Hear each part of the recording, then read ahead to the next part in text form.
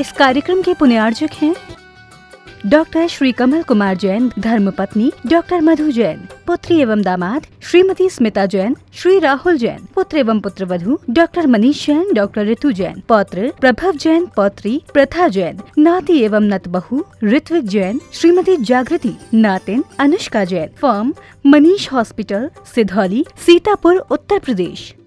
श्री रमेश चंद जैन, रूपलता जैन, संस्थान model public school एवं Jain model public school, Palam, Delhi. पुत्र इंजीनियर पीयूष जैन, पुत्रवधू शिखा जैन, पुत्र डॉक्टर चंद्रेश जैन, पुत्री इंजीनियर अंजू जैन, दामाद इंजीनियर अभिषेक जैन, पुत्री इंजीनियर संजू जैन, दामाद इंजीनियर संजीव जैन, पुत्री डॉक्टर हेमा जैन, दामाद डॉक्टर संजीव जैन, पुत्री इंजीनियर रचना जैन, दामाद इंजीनियर अखिल अग्रवाल, पुत्री इंजीनियर सपना जैन, इंजीनियर दामाद प्रांशुल जैन। श्रीमती मैना देवी सेठी, श्री अनिल जी, श्रीमती मीना, श्री सुभाष जी, श्रीमती सुमन, श्री सुशील जी, श्रीमती संध्या, श्रीमती राजुल जी, श्री विनोद जी, दीपक जी, ऋषभ जी, हर्षवर्धन जी, अभिनंदन जी, चहल, देव, युवान, अनिका, अरिहंत, शौर्य, रियान एवं सनाया सेठी, समस्त परिवार, दिल्ली, कोलकाता, बेंगलोर।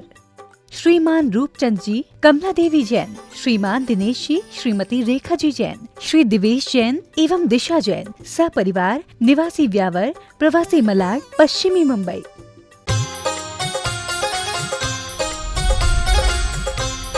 प्रमाणिक समाधान। नमोस्तु गुरुदेव। चालू घड़ी कई बार गलत समय देती है और बंद घड़ी 2 बार सही समय देती है। उसी प्रकार कुछ लोग कार्य सही नहीं करते और कुछ लोग कभी कभी कार्य करते हैं लेकिन सही करते हैं, तो दोनों में कौन श्रेष्ठ है? देखो, आपने पूछा है कौन सही है, और मुझसे पूछोगे तो मैं कहूँगा अगर हम सही तो दोनों सही। आपने ये तो कह दिया कि एक घड़ी गलत टाइम बताती है और दूसरी घड़ी बंद पड़ी है 2 बार सही बताती है। आपको पता है बंद पड़ी घड़ी ने सही समय बताया कि आपने बंद पड़ी घड़ी में सही समय देखा? आपके अंदर दृष्टि थी, इसलिए आपने बंद पड़ी घड़ी से भी 2 वक्त सही समय देख लिया। तो मैं आपसे कहता हूं थोड़ी दृष्टि को और उदार बना लो। गलत समय बताने वाली घड़ी में भी प्लस माइनस करके सही समय निकाल लो। थोड़ा सा ही तो प्लस माइनस करना है। घड़ी चल रही है, वो गलत समय बता रही है, इतना हल्ला मचाने की जगह ठीक है जो गलत है उसमें प्लस और माइनस करके सही निकाल लो। तुम्हारी दृष्टि सही होनी चाहिए। इसलिए किसी व्यक्ति के ऊपर आरोप मत लगाओ, कमियां मत देखो, अच्छाइयों को उभारने की कोशिश करो। कम से कम चल तो रहा है, चल तो रहा है। जो कमी है उसे सुधारो, प्लस माइनस कर लो और जीवन को आगे बढ़ा लो। तो ये मेरा व्यक्तिगत नजरिया है। मैं तो हमेशा सकारात्मक ही देखता हूँ, इसलिए मेरी दृष्टि में दोनों अपनी जगह सही है। हाँ, जो गलत समय बता रही है उसे हम अपने कैलकुलेशन से ठीक करें और जो बंद पड़ी घड़ी है उसे एक्टिवेट करें ताकि दोनों अपना पूर्ण लाभ दे सके। नमोस्तु गुरुदेव। दया धर्म का मूल है, लेकिन कभी कभी दया दुख का कारण बनती है। तो गुरुदेव किस पर दया करें और किस पर नहीं, कृपया समाधान करें। मैंने अपने प्रवचन में चारों बातों के माध्यम से काफी विस्तार से इस बात को रखा। आपने कहा कि दया दुख का कारण बनता है। जब तक मनुष्य के मन में ममत्व है या मोह है तब दया दुख का कारण बनेगा। अगर मनुष्य मोह मुक्त है तो दया कभी दुख का कारण नहीं बनेगा, वो सहज भाव से करेगा। आपने पूछा किस पर दया करे और किस पर दया ना करे। यथार्थ में जो दया के पात्र हैं उन पर तो सहज दया होनी ही चाहिए, और जो अपात्र हैं उनसे तटस्थ रहना चाहिए। और दया करने का मतलब उसे अपने आश्रित बना के रखो, ये नहीं, उसे इस लायक बनाओ कि कल उसे किसी की दया की भीख मांगना ही ना पड़े। फिर भी कर्म के मारे कुछ ऐसे होते हैं, तो जब तक उसकी स्थिति न सुधरे आप अपना काम करते रहिए। नमोस्तु गुरुदेव, हम परमार्थ दृष्टि से आत्मनिर्भर कैसे बने? क्या बिना परमार्थिक आत्मनिर्भरता के आर्थिक आत्मनिर्भरता अधूरी नहीं है? कृपया मार्गदर्शन करें। निश्चित आत्मनिर्भर भारत की बात प्रधानमंत्री जी ने की, और ये भारत की भौतिक प्रगति का आधार भी होगा आर्थिक दृष्टि से अगर हम देखते हैं तो। लेकिन भारत की संस्कृति तो हमें शुरू से ही आत्मनिर्भर बनने की प्रेरणा देती है।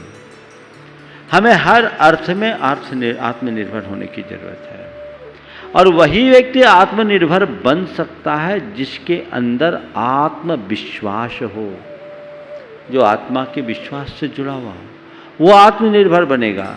तो हमारे अंदर ऐसी आत्मनिर्भरता आनी चाहिए। हम उस आत्मनिर्भरता को अपने भीतर विकसित करें और उसके लिए अपनी दृष्टि आध्यात्मिक बनाएं। परिस्थितियों के अनुरूप अपने आप को ढालने की कोशिश करें, आत्मा के स्वरूप को पहचानने की कोशिश करें। जो व्यक्ति आत्मा पर केंद्रित हो जाता है उसकी परमुखापेक्षिता समाप्त हो जाती है, वो अपनी आंतरिक क्षमताओं को विकसित कर लेता है और फिर उसके सामने किसी प्रकार की समस्याएं शेष नहीं रहती। नमोस्तु गुरुदेव, संस्कार और संक्रमण एक व्यक्ति से दूसरे व्यक्ति में पहुंचते हैं। संस्कार धर्म और सामाजिक प्रगति में सहायक है, तो संक्रमण संस्कृति और समाज के विघटन का आधार। तो गुरुदेव, संक्रमण से दूर रहने और संस्कार से जुड़ने के लिए किस प्रकार की जागरूकता की आवश्यकता है? देखिए, आपने पूछा है, कहा है कि संस्कार और संक्रमण दोनों एक दूसरे से फैलते हैं। मैं इससे सहमत नहीं। संक्रमण और संस्कार दोनों को मैं एक समान नहीं गिनता। संक्रमण फैलते हैं, अपने आप फैलते हैं, पर संस्कार ऐसे नहीं फैलते। संस्कारों को जगाना पड़ता है, संस्कारों का आरोपण होता है। उसके लिए हमें काफ़ी प्रेरणा की जरूरत होती है, संगति और सानिध्य उसमें लगता है। लेकिन अगर किसी के अंदर संस्कार पनप गए तो वो निज पर की प्रगति का आधार बनता है, पर संक्रमण हमेशा विपत्ति लाता है। तो हमें संक्रमण से तो पूरा बचना चाहिए। संस्कारों को जगाने के लिए और संस्कारों को बचाए रखने के लिए अच्छी संगति करना चाहिए। हमें संसर्ग में आना चाहिए। एक संसर्ग है जो दोष उत्पन्न करता है और एक संसर्ग है जो गुण उत्पन्न करता है। गुणोत्पादक संसर्ग हमारे संस्कारों को सुरक्षित करते हैं, हमें उनका आलंबन लेना चाहिए। नमोस्तु गुरुदेव, बुद्धिमत्ता कुदरती है या हमारे कर्मों का फल? देखिए, आपने पूछा है बुद्धिमत्ता कुदरती है या हमारे कर्म का फल है। हमारे यहाँ कहा गया है कि अभ्यास सारिणी विद्या बुद्धि कर्मानुसारिणी। हर मनुष्य जन्मना कुछ न कुछ बुद्धि लेके आता है, लेकिन जन्म जन्मांतरों से आगत बुद्धि को निखारा जा सकता है, परिष्कृत किया जा सकता है, विकसित किया जाता है। उसके लिए मनुष्य को अभ्यास की जरूरत है, पुरुषार्थ की जरूरत है। अगर मनुष्य अपेक्षित पुरुषार्थ न करे तो उसकी बुद्धि कुंद हो जाएगी, वो आगे नहीं बढ़ेगी। तो हमें अभ्यास तो करना होगा, आप सोचो कि हम नैसर्गिक प्रतिभा के बल पर आगे चले जाएं तो वो बड़ा सीमित लाभ होगा, लेकिन उसको निखारने के लिए हमने वैसा पुरुषार्थ किया और वैसा वातावरण दिया, वैसा प्रशिक्षण पाया, तो अपने जीवन को हम काफ़ी आगे बढ़ा सकते हैं, हमारी बुद्धि और निखर सकती है। तो हमें दोनों बातों को ध्यान में रखना चाहिए। नैसर्गिक प्रतिभा को धार देने के लिए हमें सतत वैसा अभ्यास करना चाहिए, वैसा पुरुषार्थ करना चाहिए, मन लगाकर अध्ययन करना चाहिए और अपने अनुभवों का रस निचोड़ने की कला निकालनी चाहिए, तो हमारे साथ आती है। एक बात जरूर कहूँगा, किताब पढ़ने से बुद्धि नहीं आती, किताब पढ़ने से जानकारी होती है। पर प्राप्त जानकारी का उपयोग हम कैसे करें,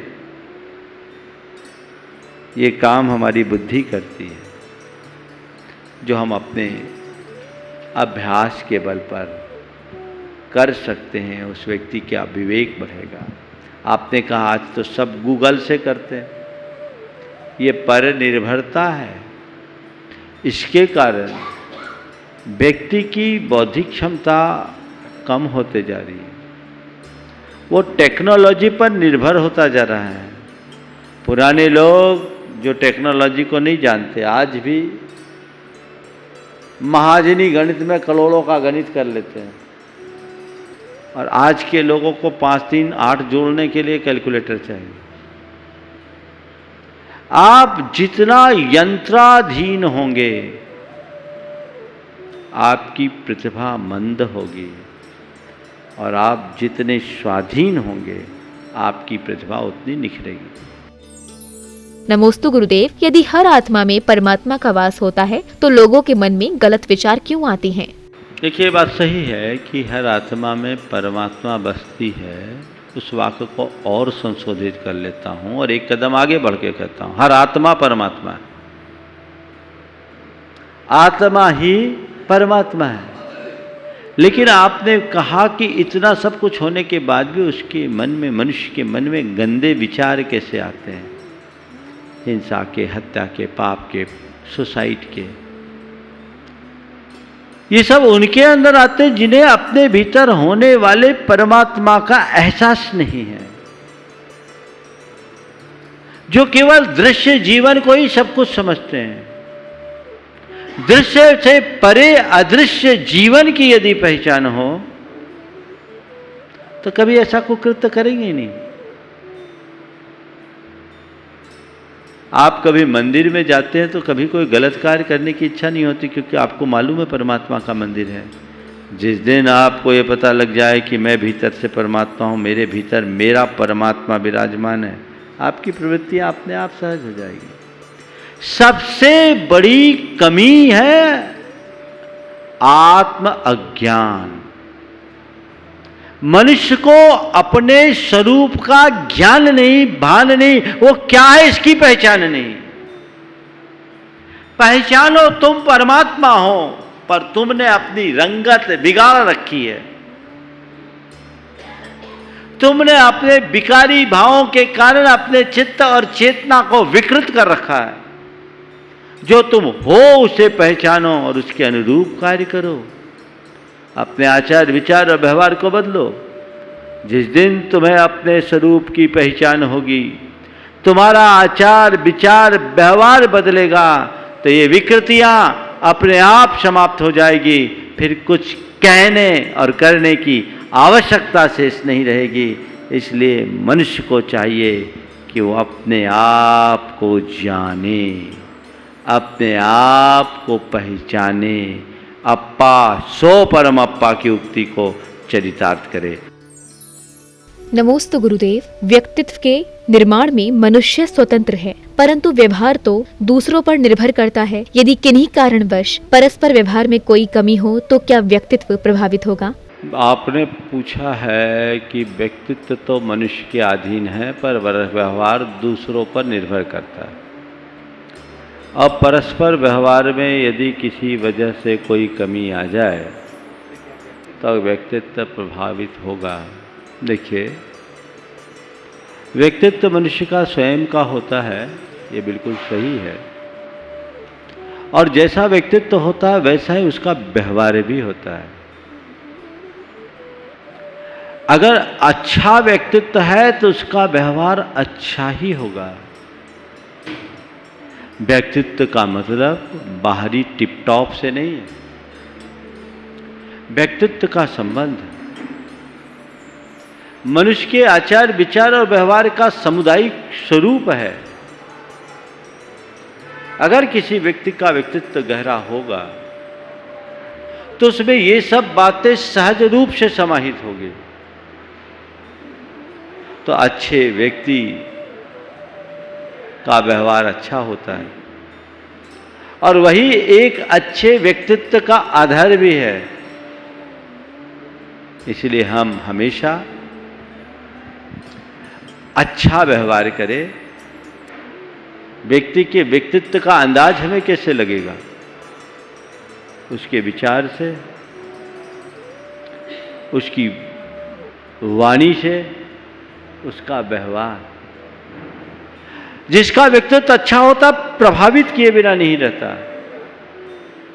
इसलिए यदि आपके व्यक्तित्व की गहराई है तो कोई व्यक्ति तुमसे कितना भी दुर्व्यवहार क्यों ना करे, तुम उससे प्रभावित नहीं हो सकोगे। आप संतों के जीवन को देखें। संतों के जीवन में बड़ा बड़ा उपसर्ग करने वाले लोग, बड़ा दुर्व्यवहार और दुष्प्रसंग उपस्थित करने वाले लोग भी होते हैं, तो भी वे उनके प्रति बड़ा सौम्य व्यवहार करते हैं। ये किस बात का प्रमाण है? ये उनके व्यक्तित्व के गहराई का उदाहरण है, प्रमाण है। तो हम अपने व्यक्तित्व को इतना गहरा बनाएं कि हम सबको अपने भीतर पचाने की ताकत विकसित कर सके, तभी हम कुछ अच्छा कर पाएंगे। नमोस्तु गुरुदेव, हमें व्रत क्यों करने चाहिए? क्या बिना व्रत के धर्म नहीं कर सकते? कोई जरूरी नहीं। किसने कहा व्रत करना जरूरी? पर अपनी वृत्तियों को सुधारना है तो व्रत करो। व्रत एक तपस्या है। तपस्या से हम अपने कर्मों की निर्जरा करते हैं, चित्त की शुद्धि करते हैं। अगर आपको लगता है कि तपस्या से मेरे जीवन का कल्याण होता है तो व्रत कीजिए, और तपस्या आपको निरर्थक दिखते तो व्रत करने की कोई आवश्यकता नहीं। लेकिन इतनी बात मैं जरूर कहूँगा, बिना व्रत संयम के जीवन का उद्धार नहीं होता। हमें त्याग तपस्या में कभी कमजोर नहीं होना चाहिए। उसके प्रति हमारा सतत उत्साह बना रहना चाहिए। यदि वैसा उत्साह बना रहेगा तो हम अपने जीवन को बड़ी ऊंचाई तक पहुंचा सकेंगे। आपने पूछा है कि व्रत क्यों करें?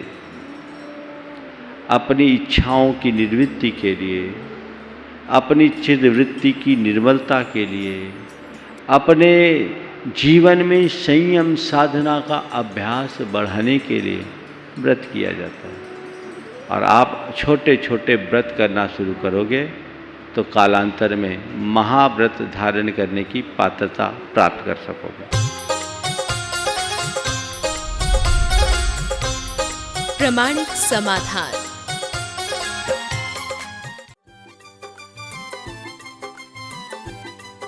इस कार्यक्रम के पुण्यार्जक थे डॉक्टर श्री कमल कुमार जैन, धर्मपत्नी डॉक्टर मधु जैन, पुत्री एवं दामाद श्रीमती स्मिता जैन, श्री राहुल जैन, पुत्र एवं पुत्रवधू डॉक्टर मनीष जैन, डॉक्टर ऋतु जैन, पौत्र प्रभव जैन, पौत्री प्रथा जैन, नाती एवं नतबहू ऋत्विक जैन, श्रीमती जागृति, नातिन अनुष्का जैन, फर्म मनीष हॉस्पिटल, सिधौली, सीतापुर, उत्तर प्रदेश। श्री रमेश चंद जैन, रूपलता जैन, संस्थान मॉडल पब्लिक स्कूल एवं Jain model public school, Palam, Delhi. पुत्र इंजीनियर पीयूष जैन, पुत्र वधू शिखा जैन, पुत्र डॉक्टर चंद्रेश जैन, पुत्री इंजीनियर अंजू जैन, दामाद इंजीनियर अभिषेक जैन, पुत्री इंजीनियर संजू जैन, दामाद इंजीनियर संजीव जैन, पुत्री डॉक्टर हेमा जैन, दामाद डॉक्टर संजीव जैन, पुत्री इंजीनियर रचना जैन, दामाद इंजीनियर अखिल अग्रवाल, पुत्री इंजीनियर सपना जैन, इंजीनियर, दामाद प्रांशुल जैन। श्रीमती मैना देवी सेठी, श्री अनिल जी, श्रीमती मीना, श्री सुभाष जी, श्रीमती सुमन, श्री सुशील जी, श्रीमती संध्या, श्रीमती राजुल जी, श्री विनोद जी, दीपक जी, ऋषभ जी, हर्षवर्धन जी, अभिनंदन जी, चहल, देव, युवान, अनिका, अरिहंत, शौर्य, रियान एवं सनाया सेठी समस्त परिवार दिल्ली, कोलकाता, बैंगलोर। श्रीमान रूपचंद जी, कमला देवी जैन, श्रीमान दिनेश जी, श्रीमती रेखा जी जैन, श्री दिवेश जैन एवं दिशा जैन, सपरिवार निवासी व्यावर, प्रवासी मलाड, पश्चिमी मुंबई।